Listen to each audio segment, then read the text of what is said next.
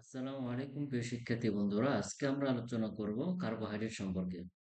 আমরা বায়োকেমিস্ট্রির বিগত ক্লাসগুলোতে দেখেছি যে আমরা লিপিড কি জিনিস, প্রোটিন কি জিনিস এবং লিপিড প্রোটিন কিভাবে মেটাবলিজম হয়, ডাইজেশন, অ্যাবজর্পশন, এই সিস্টেমগুলো আমরা বিগত ভিডিওগুলোতে দেখেছি।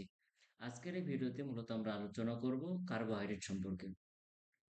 প্রথমে প্রিয় শিক্ষার্থী, কার্বোহাইড্রেট কি জিনিস এটি আমরা জানি। কার্বোহাইড্রেট আসলে মূলত গঠিত হয় কার্বন এবং হাইড্রোজেন, আর আমাদের এখানে থাকে হচ্ছে অক্সিজেন।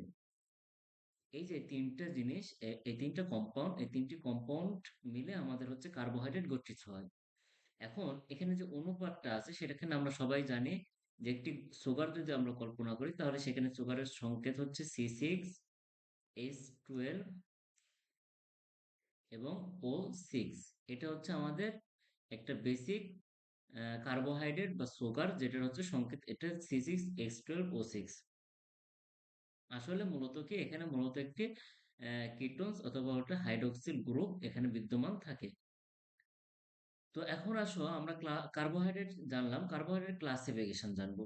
তো কার্বোহাইড্রেটের ক্লাসিফিকেশন আমরা কিভাবে জানতে পারি সেটা দেখাবো আমি। যে আমরা মূলত কার্বোহাইড্রেটকে প্রথমত দুইটি ধাপে বিভক্ত করতে পারি। এক, আমাদের হচ্ছে যে কার্বোহাইড্রেট গুলো আছে সেটাকে আমরা প্রথমত দুইটি ভাগে ভাগ করবো। এক নাম্বার হচ্ছে আমাদের সিম্পল কার্বোহাইড্রেট। হ্যাঁ, এক নম্বরে যেটা আমরা করব সেটা হচ্ছে আমাদের সিম্পল কার্বোহাইড্রেট। আমরা একটু দেখি। তো আমরা কার্বোহাইড্রেট দেখলাম মূলত হচ্ছে দুই প্রকার, প্রথমত একটা হচ্ছে সিম্পল আর একটা হচ্ছে কমপ্লেক্স। এখন আসো আমাদের ফার্দার যে ক্লাসিফিকেশন আছে, সে ফার্দার ক্লাসিফিকেশনে আমরা সিম্পলকে আবার তিনটি ভাগে ভাগ করব। এক, মনোস্যাকারাইড, ডাইস্যাকারাইড অ্যান্ড অলিগোস্যাকারাইড। তো চলো আমরা ফার্দার ক্লাসিফিকেশনটা একটু দেখে নিই। এই হচ্ছে আমাদের সিম্পল কার্বোহাইড্রেট হচ্ছে তিন প্রকার চলে গেল। এক গেল হচ্ছে আমাদের মনোস্যাকারাইড, ডাইস্যাকারাইড, অলিগোস্যাকারাইড। এখন আমরা দেখি যে মনোস্যাকারাইড কি জিনিস, ডাইস্যাকারাইড কি জিনিস এবং অলিগোস্যাকারাইড কি জিনিস। তো সরাসরি যদি আমি বলি যে কার্বনের সংখ্যা, অর্থাৎ সরি, কার্বন সংখ্যা না বলে যদি আমরা বলি যে কার্বন কার্বন যে মৌল আছে সে মৌল যদি একটিই থাকে, অর্থাৎ সুগার যদি একটিই থাকে, আমরা জানি সবাই যে আমি যদি একটু দেখাই যে আমরা একটা কার্বনের সংকেত আমরা সবাই জানি যে C6, সরি, C6 H12O6, তাই না? এটা আমরা সবাই জানি। তো C6H12, একটু ওয়েট, H12O6, এটা হচ্ছে আমাদের এক মৌল সুগার বা হচ্ছে একটি কার্বন যৌগ। তো এই কার্বন সংখ্যা যদি একটাই থাকে, এই কার্বন সুগারের সংখ্যা যদি একটাই থাকে, এক মৌলই হয়, তাহলে সেটাকে আমরা বলবো মনোস্যাকারাইড। ক্লিয়ার? এখন আসো, যদি দুইটি মনোস্যাকারাইড একত্রিত হয়ে যদি কোনো যৌগ গঠন করে সেটাকে আমরা বলবো ডাইস্যাকারাইড। আর যদি, হ্যাঁ, 3 থেকে 9 পর্যন্ত যদি কোনো মৌল একসাথে থাকে, আমি লিখে দিই 3 থেকে 9 পর্যন্ত যদি কোনো মনোস্যাকারাইড একত্রিত হয়ে কোনো কম্বাইন্ড যৌগ গঠন করে সেটাকে আমরা বলবো অলিগোস্যাকারাইড। এবার আসো আমরা আলোচনা করি কমপ্লেক্স কার্বোহাইড্রেট সম্পর্কে। কমপ্লেক্স কার্বোহাইড্রেটের মধ্যে আছে হচ্ছে আমাদের পলিস্যাকারাইড।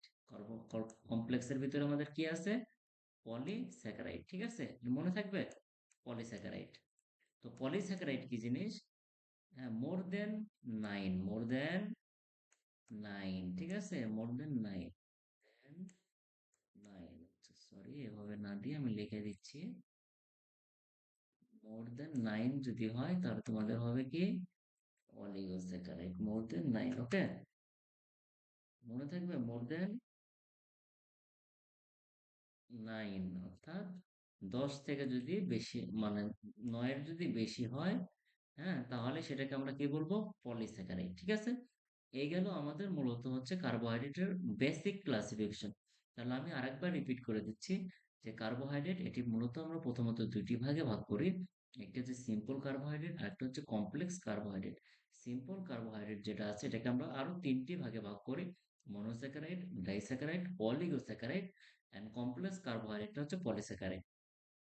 সিম্পল কার্বোহাইড্রেট, মনোস্যাকারাইড কি জিনিস? যদি সুগারের মোলটা একটি থাকে, শুধুমাত্র একটি মাত্র সুগার মোল থাকে, কার্বোহাইড্রেট মোল থাকে, সেটাকে আমরা বলবো মনোস্যাকারাইড। আর আরেকভাবে যদি আমরা বলি, যেটাকে আর ফার্দার ব্রেকেন ডাউন করা যায় না, হ্যাঁ, ফার্দার আর বিভাজিত করা যায় না, এমন যদি হয় কার্বোহাইড্রেট, সেটাকে আমরা বলবো মনোস্যাকারাইড। দুইটি মনোস্যাকারাইড একত্রিত হয়ে যে কার্বোহাইড্রেটটা গঠিত হয় সেটাকে আমরা বলবো ডাইস্যাকারাইড।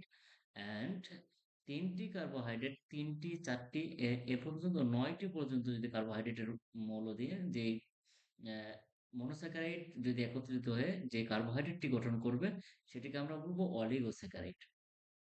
ফার্দার হচ্ছে কমপ্লেক্স, হ্যাঁ, মোর দ্যান 9, হ্যাঁ, 9 থেকে, হ্যাঁ, যত বেশি যে মনোস্যাকারাইড যদি একত্রিত হয়ে যে কার্বোহাইড্রেটটি গঠন করবে, সেটাকে আমরা বলবো পলিস্যাকারাইড। আশা করি তোমরা কার্বোহাইড্রেটের যে বেসিক ক্লাসিফিকেশন সেগুলো তোমরা বুঝতে পারছো। আমরা ফার্দার পড়বো হচ্ছে মনোস্যাকারাইডের ক্লাসিফিকেশন।